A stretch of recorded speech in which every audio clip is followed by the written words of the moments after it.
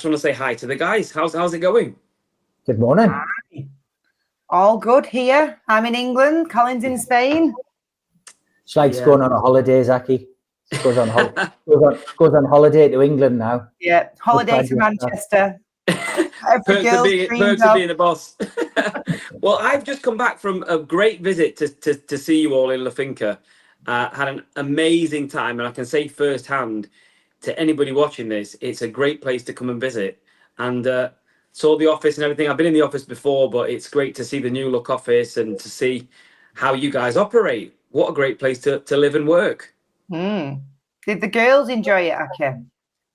They absolutely loved it, and I've got video footage of them not wanting to leave and crying because they had to leave Spain. But no, it was great. There was loads of stuff to do as well. I was surprised by how much there was to keep the kids busy, and also we also managed to get a couple of nights out in Cabo Roy, and Colin left just before the dancing started. I did. I got out just before the carnage started, I think. So was that planned? It was planned. Yes, it was very, very much planned. How old are your daughters again, Aki? Just so the public 7 and 4, yeah. And they were like partying on until the early hours, weren't they? They were, and you couldn't do that in England, so it was great just to see that it was a safe family environment, even for kids later on into the night. It was a great trip. And on that note, if you haven't kept up with our series At Home with the Crabtrees, you need to get onto our YouTube channel, Welcome Estates YouTube channel, and check it out, because all that footage and the night out and the things to do in Cabo Roy and La Finca and the surrounding areas will be on there. And Lisa, it's going well, isn't it? The series At Home with the Crabtrees. Yeah, it's going really well. I've had I don't think you have yet, Colin, but I've had a preview of the episode 3 in Cabo Roy. I was slightly nervous about that one, but it's absolutely brilliant. And the children are like little superstars on there. Did they end up on the cutting room floor, Aki, from that night then? No, Colin, there are a couple of clips of you, but I had to stay consistent and keep the true partyers in the main frame. But it was great. So it's going to be all of that footage, guys. Will be coming out in due course, and we'll let you know. Today we've got an absolutely jam-packed show. Of course, we've got property of the month. We've got a market update with Lisa and Colin. We've got some Q&As coming in from all of you guys from the YouTube and from the social media platforms. We've got Mythbusters as always. Chris gets a chance to put his sound effects on in the background. Why don't we talk about what's hot right now in the property market? You mentioned there maybe now's a good time to buy then, just in case. But what's hot right now? What sort of things are going like hotcakes? Everything. Everything.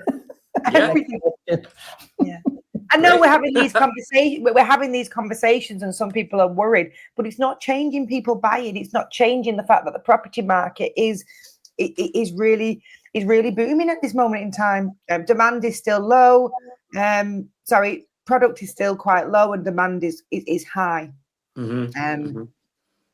And we're selling. What sort of buyers are investing at the minute? Then is it first time buyers who are Is it a younger market? Is it still the traditionally more older market? Yeah. I think property. I think second home will always be a slightly older clientele, in the sense that to be able to buy a second home, you've got to have done well in your life, plus a bit more to create a second life for you. It's always older. I would say medium age. I would probably say 50s, 60s. Would you say, Colin? Don't see many that much younger. I would say anybody who'd caught the real growth in any of the Northern European countries of property, whereas Spain's had a depressed market for a number of years, it's now about time that market's taking off again. And anybody who's had that equity built up in their property and had the fortunate times of all the growth, that's the classic client who's buying. And anything now around or under the 200,000 mark, it just sells overnight. Yeah. Literally. Yeah. Anything, but even the higher price properties are selling. We've sold 2 in the past week, both way in excess of 400,000 euros. So every I think one was 480, one was 420, something around those sort of figures. both of those were English people. Yep. Am I right there, Colin? Yep, both for English. This is a good topic. Yeah, Scottish, sorry. UK. Still non-EU, so still within this Non-EU. the topic that we're talking about. Interestingly, one of those were business owners, and as Colin rightly said and Alex said, that's another big clientele at this moment in time. It's those people who have got businesses and got profits sat there and don't really want to pull it all out because Mr. Taxman might come to you. So why not buy a house in the sun instead? Exactly. That's what I'd be doing. Okay, well, I tell you what we better do then. We better actually give the viewers a bargain to look at. Okay, so we've got this fantastic property here, which is the featured property of the week in La Finca. And here we go. Look at this. It's 4 bedrooms, 3 Just going bathrooms. to clarify, bargain. This is an expensive property. It's an absolute beautiful property, unbelievable. Look at Just this. so it we don't think that 850,000 euros is pocket money, because it definitely isn't. But the property is beautiful. Everything Well, I suppose in in this context, tier of people buying for this type of property, this is something you've identified as a real hidden gem.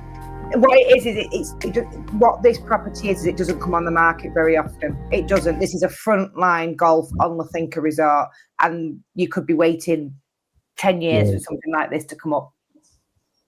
Well, it looks amazing. So this is actually priced at 850,000 euros. It's got an infinity pool. It's underbuilt with glass pool windows, solarium, our famous solarium at the top there. Panoramic views. I mean, what more could you ask for, really? It's got everything which La Finca is known for, really, and more, hasn't it? Look at them views. Fantastic. we use the term bargain lightly, Aki, but interestingly, can you remember the property that you filmed with Lisa a while ago? What will £1 million buy you on? I was actually looking at that and thinking it looked very similar. Yeah. Now that in itself was a 1-story property with the basement. Uh-huh. For the additional model of that, which was a 2-story with the basement, they were listed and have all now sold at 1.4 million euros. Wow. Yeah. So when you use the term bargain, that is comparative to those properties, and this is listed at 850. Yeah, fantastic. Well, you know what to do. Anybody out there who's potentially thinking of buying a property like this property in particular, or other properties, you need to get in touch with us. www.welcome-estates.com. There's also Instagram platforms, and you can get in touch with the team, and they'll be more than happy to actually show you some of these properties. Look at this underbuild, Aki. It's great, yeah. It's so much space to create down there, isn't there? Yeah. Now, I'm going to just slightly change the script here, because this kind of goes hand in hand with this beautiful property we're seeing now, and that's the idea of the inspection trips. Now, you can go onto the Welcome Estates YouTube channel, and you can actually see an example of the really nice inspection trip flat that you have available for prospective clients. But just break this down again for us, because it's definitely worth reiterating, Lisa, isn't it, about the fact that you actually put on these viewing inspection trips. Mm-hmm. Yeah, we do. I think we need to find a better name for them, if I'm being completely honest. I don't know what to call them, but they're not hit there for like a hard sell tactic. All it does is it gives you time one-on-one with your property consultant. So what would happen is that we would have got to know you, or like Colin would get to know you before you came out. We then have a base for you, which we offer accommodation, which is based on La Finca, but that's just because it's near one of our offices. But we go everywhere from them. So we sell Costa Blanca South into Murcia, and it gives you that dedicated time, because actually once you've done lots of homework beforehand, which you should be doing, this is a big purchase. So when I say homework, I mean you've spent time with Colin or whoever your property consultant is, with Zoom calls and emails, and you've looked at possibilities before you've come out. You've fed Colin everything that he needs to know about you. It could be that you like to get up in the morning and go for a coffee in a Spanish village and it somewhere needs to be walkable. It might be that you like to go cycling, or you're just somebody who's a party animal and wants to be on Cabaret Strip every single night. Whatever it is that's important to you. A good question that I always like to ask is, tell me what your day looks like. What would you do from getting up? You've just described my day, actually. That's my entire day. Yeah. Even the cycling, coffee, cycling, then Cabaret. Coffee and cycle straight into Cabaret. Yeah, get changed on the way. But whatever it is, we learn about you. And then on this 3-day trip, Colin will tell you in a minute what he would do. But you're in a position to, we know enough about you. We take you to the areas that's going to fit your day, what you're looking for in the day. And then we look at properties within that area. And if everything's been done right pre and during the visit, we should find you the right property in the right area that meets all your needs. Yeah. And Colin can tell you a bit more about how the actual structure and the day works. Yeah, please, Colin, tell us. It's an interesting one, because having a successful purchasing trip for somebody whose sole objective it is to go home having purchased a property, it's a process. And a lot of people don't understand that until sometimes it's too late. And I'll give you another example of somebody Deborah was speaking to this week. And we've all seen A Place in the Sun. We all know the format, the 5 houses. And what one thing that's under the surface of that is when somebody sees the first property, one of the questions asked is, well, if this one maybe isn't the one, what would you like to see next? And obviously that cuts very seamlessly 17 seconds later to another property. But actually, this is how a property viewing trip is we do all of that legwork beforehand, before you get here, and we've selected a portfolio of properties for you to view. Now, ultimately, we never really know, because properties are very emotive subject for most people. So we never really know until somebody walks into a place whether it's going to be a thumbs up or a thumbs down. And when somebody hits the ground, sometimes their objective changes. So some people might think they want something, and actually, when they maybe see something different, they realize, actually, that wasn't what I wanted all the time. But these things take time, and these things can take 3 days. And it's a process of me learning about you learning more about the process and more about us, and that we're on your side and trying to do the best for you. And the other option you have to do that is to do it totally differently, and it's to work with every agent under the sun.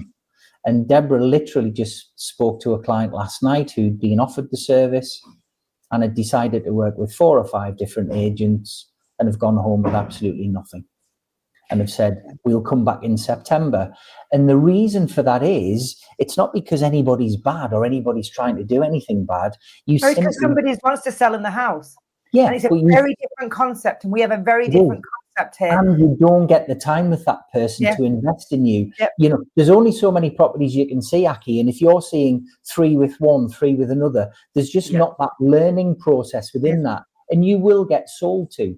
And that is as clear as day. And any of our clients who've been on an inspection trip will tell you this. It's a process from start to finish, and 90% of those people walk away successfully with exactly what they want. Well, we've spoken to your clients, your former clients. Yep. If you go onto the channel, look at examples like for the Noxes, for example. They talked about the process with you guys, and one of the things they were speaking to me about off camera was just what a pleasure it was to actually do the process from start to finish with you guys. What you've got to remember, Aki, is, and this is a big purchase for people. But remember that Colin could be out with 10 different clients in a week.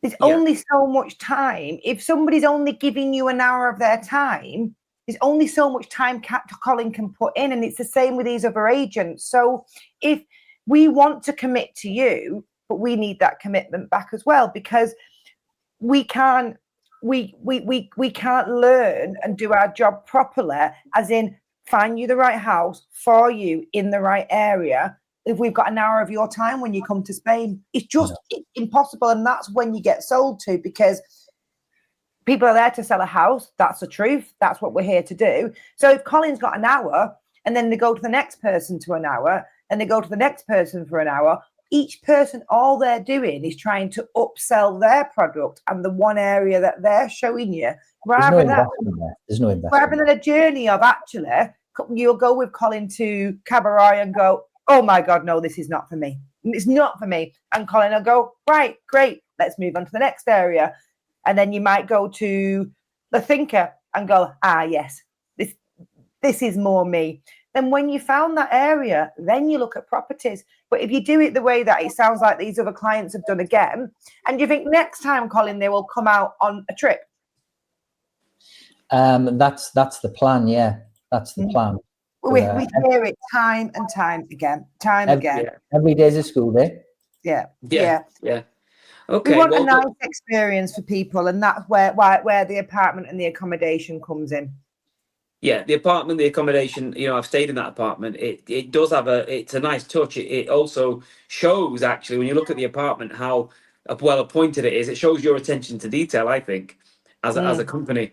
So definitely well worth considering if people want to, see a good amount of properties and actually have that relationship with the agent, where you can actually really develop that bond, and then they can get a sense of trust, and you'll answer all their questions for them as well. It's a uniform process, isn't it? Yeah. Well, we put a link in this video to the link to the inspection trip apartment. We've actually got a YouTube video, so it's good for people to watch that as well. Definitely recommended. Well, that's the viewing trip, guys. Let's actually, because we do love hearing from viewers and from real potential clients and people who are just interested, and they always send in good questions. So we've got some viewers' questions here, which we're going to read out. Yeah. So let's go in for our first one here. Now, our first viewer's question is about service charges for properties with communal gardens, areas and pools. So the question basically asks for some information on service charges, so how can we address this one? So we mean like community fees, as we would call them over here. Yeah. I mean, it's pretty standard for anybody buying on what we call a community, which might have the gardens, the pool, access and all the rest of it. It depends. It depends on how many people are on that community, what services they are. Typically, we tend to see in this area, I would say a standard kind of community fee is around somewhere like €600 a year. Okay. As Colin says, it does vary from area to area to community. Yeah. So if there is a community pool and only 10 properties around that cost is going to be higher. Indeed. If unlike a community that might have 40 odd properties on there, because the costs are the costs. But we always say in the Finca in particular, around €1,000 a year would usually cover your community fees and your SUMA. But just be careful on some areas, because if you go somewhere that's got, say, manned security, like some of the golf courses have, where you've got one of them things that a barrier, that's the word I'm looking for, up and down, and it's manned and security, and there's a little man that waves you in every single time. Well, that little man who waved you in has a salary and a wage. Those costs go into your community. So, like, for example, Rhoda Golf, I've got a friend who lives on there. Their community fees are about €2,000 a year. Because of the security. Yeah. And interestingly as well, Aki, Costa del Sol, for whatever reason, the community fees over there are higher than they are here. So again, something you've got to bear in mind, but good questions. Yeah. No, good questions, Sarah. And essentially, each property probably has its own. You check individually every time you're looking at a specific. Well, a rule of thumb, you should be in most places looking, depending on the price of property, €600, €700, €800 maximum, really, unless you go somewhere that's got that extra little bit. Kiddo. All right, let's look at the next question. Leasehold versus freehold. This is coming in from Billy Murphy. Leasehold versus freehold. How does it work in Spain compared to the UK? It doesn't. There isn't such thing. So all domestic property in Spain is freehold. Uh-huh. So but I can probably see where this is coming from a UK perspective. There's a lot of councils and there's a lot of areas have huge issues with escalating leasehold costs, and people are basically trapped in those properties. Any domestic property you purchase in Spain is by default freehold, and you will become, if it's in a community, you will become a shareholder within that community, like we've just discussed about the communal fees. So everything you purchase is freehold, so nothing to worry about. Okay, fantastic. Let's have a look at the next one, which comes in from Lillian Sharples. Bringing pets to Spain, short-term or permanently, what is the process? It's basically, it's quite a simple process, really. They need their injections, etc. in the UK. They need their certificate to be able to travel. Then you book them on a ferry or in a van, and they come over to, or pop them in the car if you're driving. As long as they've got the right documentation, people come and go with their pets all the time. Just go and see your vet in the UK, and they'll start the process of issuing a pet passport. But loads of people bring the pets, particularly when they've got holiday homes here and they spend 2 or 3 months at a time here. Someone told me before, I don't know how, someone told me recently, I just always assumed it was a pet passport. I'm not sure it's a pet passport from England now. I think it's like a certificate to be able to fly, to prove they've had the, I think they've got passports, even with a little photograph in. Did you get them from Spain or from England? No, we got those from the UK, but that was pre-Brexit. Yeah, so I think once you're in Spain, you can get a pet passport. But either way, there's no difference in it. They need to have the rabies injections, and they need to be up to date with certain things, and then they're free to travel. Okay, Lisa, I think you should say pet passport 3 times really fast. Pet passport. Did I struggle with that? So let's look at this next one here from Rebecca Hoyt. How is it registering with a local Spanish GP, dentist, or vet? What is the process? That's a good one, because I was thinking that myself. Is it quick? Is it an easy process? Depends on how you come in. Yeah, it's just a different process. It depends on how you're coming over. So Rebecca, I'm assuming the fact that you're asking about these sort of things, it's some sort of relocation, because you wouldn't necessarily register at the dentist if you was coming on holiday unless it was an emergency, and there's always places you can walk in. But it depends on what visa you come over with. So, for example, if you come over on a non-lucrative visa, you will have private.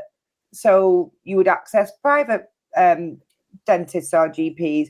If you come over, once you've, what visa would you get a SIP card? I don't.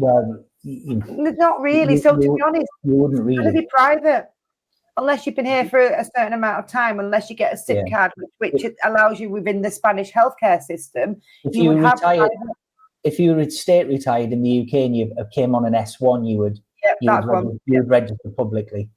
And it's very easy. You get your padron in the area, and you register with your local. But most people coming over, unless they're at retirement age, will have private anyway. Yeah. All right, fantastic. And then lastly, let's look at this one from Sally Cairns. How is the weekly shopping experience in Spain? Do you shop locally or use supermarkets? This was one of our little meltdowns when we got here. So, you've always got to bear in mind, when you move to another country, the thing is, in the UK, you don't realize it until you've moved somewhere else. We are absolutely spoiled with opening hours of supermarkets. You've got 24-hour ones, and they close for 15 minutes on a Sunday. You can shop at 3 o'clock in the morning. You can get literally everything under one roof. Here, it's slightly different. Even though the supermarkets are fantastic, there's some things do ranges of some ranges and some don't. So that was one of the things that took some adjustment. Just as an idea as well, in the UK, you can buy pharmaceuticals in the UK as well in a supermarket. You can't here. Pharmaceuticals are much more heavily regulated, so therefore you have to buy them through a pharmacist. So there's just little tweaks that you've got to be mindful of. But yes, we do use the markets for fresh fruit and veg and things. But yes, we also use the supermarkets. It is a slightly different experience though, so please be aware of that. It's really funny what Colin just said there. At the end of the day, you move in country. I'm not going to sit here and say to everybody, it'll be the best thing you've ever done in the end. But there's going to be bumps. And I think I've said it on a podcast before. I will never forget being in a supermarket after being here for 2 months, 2 weeks, whatever. And it had been stressful anyway because you're moving. And I just remember being in the car park and ringing Carl. I was outside Consum. And I was crying my eyes out on the phone.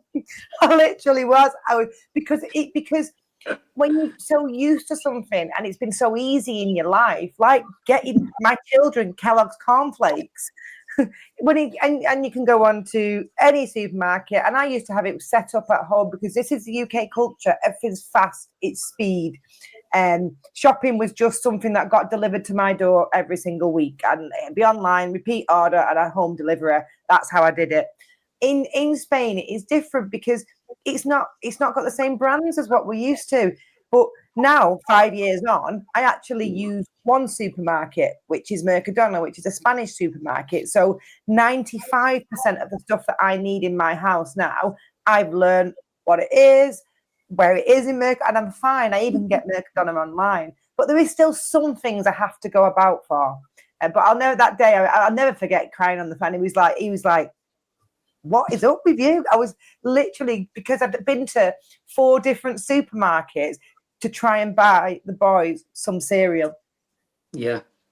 Okay. All right. I must admit, I went to the Mercadona with my wife, and it was one of her favourite things in Spain. So that's all I can say about that. It's just different. You just got to get used to it. It's just different to what. If that's the worst thing you've got to deal with, it's not a bad one. Exactly. Yeah. I mean, Yeah. It's not. We found cereal since then. It wasn't. I didn't go back home over Kellogg's cornflakes. That's for sure. All right, great. That was the viewers' questions, and keep those questions coming in, guys. We actually like receiving them. We're ready. I mean, Colin in particular, he might even get an essay prepared for you to, if you ask a certain question, because he loves it. So there we go. We've got some myths or facts coming through. I like this section. So let's have a look at this first myth or fact. You lose all access to the UK benefits or pensions if you move to Spain. Myth or fact, guys? Myth. I'd say myth. Myth? Some maybe. Go on, Colin. You like talking about pensions. I'll talk about cornflakes, and you talk about the serious stuff. So if you're in receipt of your state pension from the UK, you need to contact the pension office, and they can actually pay it directly into your Spanish bank account. So it's actually paid in euros, or you can still choose to have it paid into your UK account and then have it converted. The only thing I would say is from anybody with private benefits, any company schemes, any personal pensions, and they're obviously going to move out here, you need to take independent financial advice with regards to any private schemes. The state pension is totally different. You don't lose that. You don't lose your rights to it. You might have to transfer private schemes into other kind of pension mechanisms so they work better in Spain as they would in the UK, but you wouldn't lose any benefits. Okay. So we're going for a myth. Going back to what we said to Alex, it's about doing your homework. It's about preparation, planning, and talking to the right people. That is the truth. We are here to help. We are here to signpost you to the right. As we say time and time again on this podcast, we're really good at finding houses and areas and signposting people in the right direction. We will never pretend to be a Spanish lawyer, even though our knowledge is high. What we do is we signpost you to the right people to make sure all the planning and preparation is done, ready for when we find that house. Indeed. Okay. All right. Fantastic. Let's have our next one. Buying property in Spain is a slow and difficult process. Definitely a myth, especially compared to the UK. Compared to the UK, that's got to be a myth. No. My dad received an offer on one of his properties in... I think it was the beginning of the year. Still going through now. And they can pull out at any point during the process because there's no financial implication. Spain is great. You find your property, you put your money down, you put a bit more money down in a month, and your solicitors will do their thing. They will do the searches, all completely detailed. No skipping, corners or anything like that. It's all done properly, and you can have the keys within 6 to 8 weeks. Yeah. There's no chains in Spain either, Aki. So one of the things that's, you know, we've got a list as long as both of my arms of people who want to relocate. Yeah. And we've got a list as long as one of my arms of people who are in the process of trying to sell the house in a pretty slow market, as we understand. But even once somebody says, I've got that offer, it's often 6 months down the line, because the amount of sales that fall through, because the chain breaks, you've got 15 people up and 35 people down. Yeah. There's no chain in Spain. When you put your reservation down, there's no chain. It's just you and the seller. Yeah. No, and that's why we can go through rapid. That does make it more streamlined, if doesn't that it? question was buying property in the UK is a slow and difficult process, I would agree with that one. 100%. Yeah. No, good question. Good myth or fact, that one. Are there any more? Yes, there is. So healthcare in Spain isn't very good. Oh, interesting. What do you reckon, guys? Hell, I think Spain is one of the leaders in Europe when it comes to healthcare. It's absolutely fantastic. It's got a very similar system to the UK in the sense that you've got the Spanish healthcare system, which is it's built a little bit differently, as in how you pay your contributions and who's eligible, but the system itself allows you access to really, really good Spanish healthcare. Obviously, the wrong problem, but this is our problem and not Spain's problem, is a language barrier, and that can be the issue sometimes. If you don't speak, I think I've said this before as well, to repeat myself, sometimes they don't speak English. Yep, you're in Spain. Do you go to your doctor in the UK and he can speak fluent Spanish? Nope. So it's not going to be different over here. The only difficulty sometimes is healthcare. But you've got private options, and there's translators and more options there. Or what people will do is they will take a translator to their appointments, if needs be. But the healthcare itself is absolutely brilliant. Yeah, and we're going to have a competition one day of what I used to do in my past life before selling property. But I know a lot about the NHS, and it's definitely comparable, I would say. The other thing is, Aki, that the population in Spain's it's only 47 million. Yeah. So the actual state system, unfortunately, unlike the UK, just isn't absolutely overrun. And I mean, you get a doctor's appointment and it's so efficient. The other option you had, as Lisa's touched on over here, is to retain some kind of private healthcare. So if you're coming over here on a visa, on a non-lucrative visa, and you're not already retired, i.e. state retired, you have to have private healthcare as part of that visa process for a minimum of 1 year. Now, you have the option after 1 year to enroll in the equivalent of the Spanish national healthcare system for around €65 a head each month. But a lot of people just keep their private healthcare, because the nice thing here is private healthcare isn't that expensive either. To give you an idea for myself and Deborah, who, you know, I'm in my late 30s. No laughing there, no. I was about to say, I was thinking, I'm sure I'm the VAT, but I think there's just been at your birthday. That was my next one. That was my next one. It was more than 100% tax on that one, isn't it, Colin? No, let's I've seen the candles on the far. cake, Colin. I was there at your birthday party, mate. I was there. But I mean, even people of my senior years, it's something like €1,500 a year each. Now, if you compare that to private healthcare in the UK, which I had many years ago, is astronomical cost, and everything's covered with no excess. So, absolute myth. Good. So, what do you pay there? €3,000 a year? No, 1,500 for both. That's for both of us. I've got I took out. I'm eligible for Spanish. I've got a SIT card, so has Colin, because we work. And the reason I did it was because I know healthcare, and because of my understanding that the thought of being somewhere or with my children somewhere and not being able to understand the language, which is my fault, completely my fault, because I can't speak Spanish in Spain. That made me nervous. It was one of the things that made me a little bit nervous. So I took out private healthcare, because at the day, if I want to be able to speak in English, then I suppose it's my responsibility to have to pay for that, really. But in comparable, I've got What would you say? Do you have private healthcare in England, Aki? Yeah, I do, and because I have alopecia, and I go privately, and it is really expensive. Yeah. We Really expensive. pay. So I've got 5 people on my policy. So 2 adults, 2 children, and a 20. Well, I say she's a child under my policy, but she's 23. So technically, it's 3 adults into on my policy. That is for full healthcare and dental. We've got dental. How much do you think it cost me a month? Go on. €250. Yeah. Which is what one visit costs me. Yeah, three grand a year. And that gets me everything. And I make the most of my healthcare. Yeah, you're getting your money's worth out of yours, like I am at the minute, yeah. Just finished my 2nd session of physiotherapy and having problems with my neck and my back. I've had scans. I've had an MRI scan to every part of my body in the past 12 months. So I'm definitely getting my money's worth out of it. The name Crabtree in that insurance office is dirt, Aki. That's our next episode of the Crabtrees. It's in my intro again. Yeah, maybe we need to do that at some point. Maybe we need to show the hospital facilities and things. Well, actually, why not? I think it's a great. Good video. How easy it is. It's massively easy. But yeah, yes.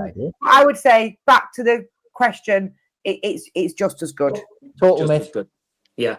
All right. Brilliant. They were good myths and facts, those.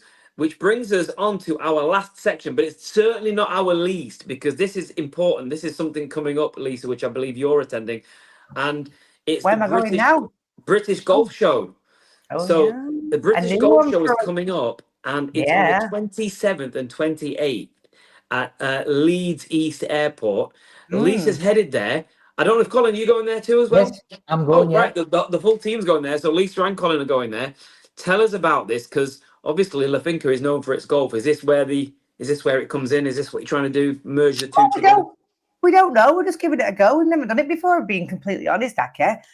We got invited. Okay. We got invited to go. We're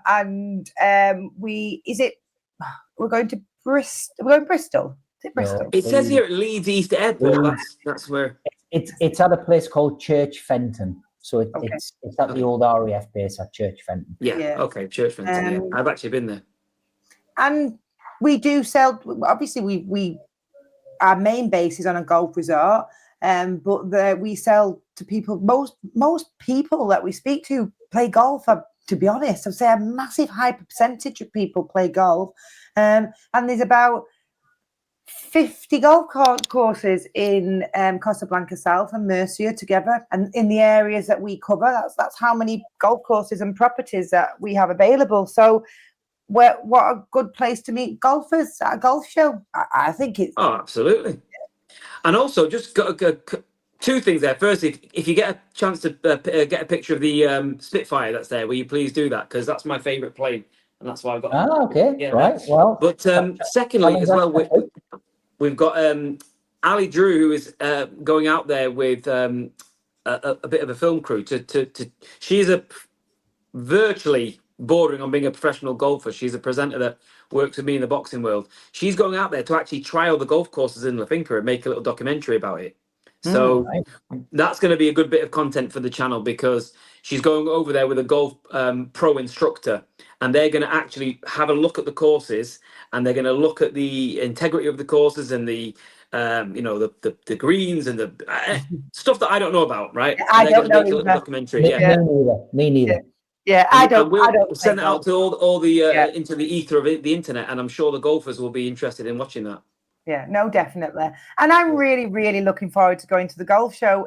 We like getting out and about. We like meeting people face to face before they come to Spain, get to know us, love us, hate us, whichever way it goes. But we like meeting people. And how could anyone hate you guys? Come on. No, they don't really. But everybody, you get a feeling, and we say this when we go to the show. This is an experience that you'll hopefully only do once in your life. You will relocate and live or buy a holiday home and have many, many happy years, creating many, many memories in an amazing country. And no matter what the press gives off, and it's an amazing country. I've been here 6 years now, and I would not go back for sure. It'd take me a lot to go back, and that's after 6 years. But you've got to get a feel of the people. It's an important thing. You've got to get a feel of the people who you're going to work with. You've got to build up a rapport and trust. And when we go to the shows, and there's lots of different agents there, I always say to people, probably because I'm confident they'll come back and speak to me, but go around and get a feel for people. Go and see which agents you think that you can work with and you can trust, and then there's your journey, and they're there to help you then. Well, the good news is, Lisa, you won't have to say that to anybody when we're there, because we're the Got no choice. We're the only luxury property sales team on there. So, you know. Yeah, but if anybody's watching who is a golf show, we don't know what it'll be like. This is not an event just for people buying a property. So will there be people there buying it? We don't know. If anyone watches this, will they just come and say hello? So we're not sat on our own and no one's talking to us. I'll be on the putting green. It's all right. Don't worry. Yeah, that's where my I'll keep myself entertained. But it is only a small. Forward to hearing all about it. Are you going to film a bit of this? Are you going to Are you going to do a few clips of us? Let's do it. Colin can't get 24 hours without going behind the camera nowadays. Come on. There's only me and Colin and Chris going. Normally we take the full team. It's a smaller stand. We're just going to have a look, have a feel, but it'll just be me and Colin on the stand, and Chris as well. Okay, brilliant. Sounds brilliant. So, guys, that concludes our latest episode of the Costa Blanca Property podcast. And Lisa and Colin, it's been really good. We've covered a lot there. We've had Alex Radford on, and we've also had the Property of the Week. We've had Q&A. We've had Mythbusters. We've had the golf trip coming up. I mean, it's been great. Really, it's been good. Really, a lot of ground covered. Covered a lot of ground. Yeah, and I look forward to seeing you guys next time for another installation of our podcast. Don't forget to get in touch. All the viewers out there, your questions are welcome. Get in touch with us and go and check out the website www.estates.com, and also follow the Instagram. We've also got a TikTok now. Come on, get on board. We've heard about TikTok in our office, Colin. Even Andy's got TikTok. Even Andy's got TikTok. See you next time, guys. See you.